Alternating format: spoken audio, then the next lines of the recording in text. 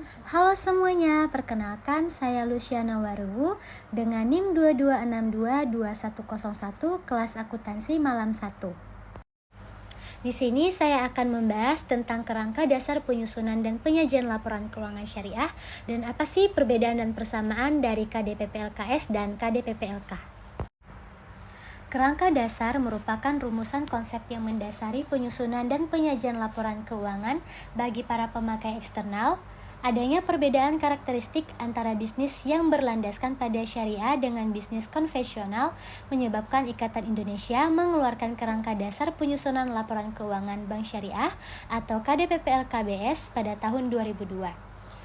Berikutnya, KDPP-LKS ini disempurnakan pada tahun 2007 dan menjadi kerangka dasar penyusunan dan penyajian laporan keuangan syariah atau KDPP-LKS.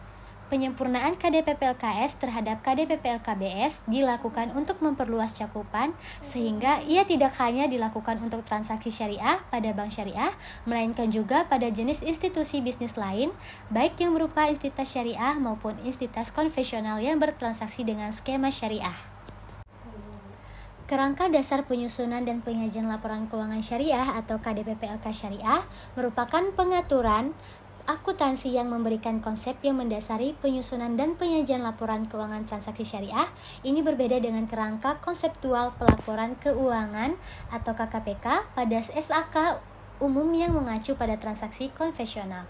KDPP-LK syariah ini memberikan konsep dasar paradigma, asas transaksi syariah dan karakteristik transaksi syariah.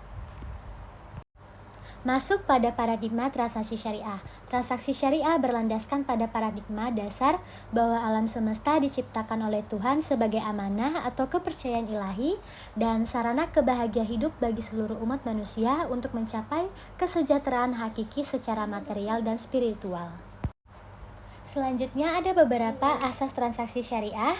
Yang pertama persaudaraan atau ukhuwah, kedua keadilan atau adalah, ketiga kemaslahatan atau maslahah, keempat keseimbangan atau tawazun, terakhir ada universalisme atau syumuliyah. Selanjutnya ada beberapa karakteristik transaksi syariah. Pertama, transaksi hanya dilakukan berdasarkan prinsip saling paham dan saling ridha. Kedua, prinsip kebebasan bertransaksi diakui sepanjang objeknya halal dan baik. Ketiga, uang hanya berfungsi sebagai alat tukar dan satuan pengukuran nilai, bukan komoditas. Keempat, tidak mengandung unsur riba. Kelima, tidak mengandung unsur kezaliman. Keenam, tidak mengandung unsur mazir. Ketujuh, tidak mengandung unsur garar. Kedelapan, tidak mengandung unsur haram. Pembahasan berikutnya ada perbedaan KDPP-LKS dan KDPP-LK. Adanya perbedaan karakteristik antara kerangka dasar penyusunan dan penyajian laporan keuangan atau KDPP-LK, bisnis konvensional, dan kerangka dasar penyusunan dan penyajian laporan keuangan syariah atau KDPP-LKS untuk bisnis yang berlandaskan pada syariah menyebabkan Ikatan Akuntansi Indonesia mengeluarkan KDPP-LKS. Perbedaan yang pertama terdapat pada ruang lingkup. Untuk KDPP-LK ada 4. Pertama ada tujuan laporan keuangan. Kedua, karakteristik kualitatif yang menentukan manfaat informasi dalam laporan keuangan.